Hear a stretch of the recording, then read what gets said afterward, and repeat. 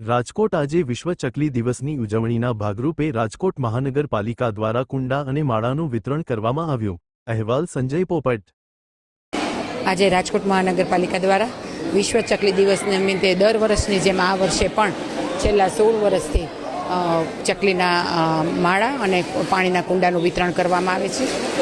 વિશ્વ ચકલી દિવસનો મુખ્ય ઉદ્દેશ એ છે કે નાની ચકલી એ નાની પ્રજાતિ અને લુપ્ત થતી પ્રજાતિ છે, એને આપણે આ માધ્યમથી આ પ્રજાતિને આપણે બચાવી શકીએ, એનું સંવર્ધન કરી શકીએ અને એ માધ્યમથી પર્યાવરણની જાળવણી કરી શકીએ, એ ઉદ્દેશથી વિશ્વ ચકલી દિવસની ઉજવણી કરવામાં આવે છે।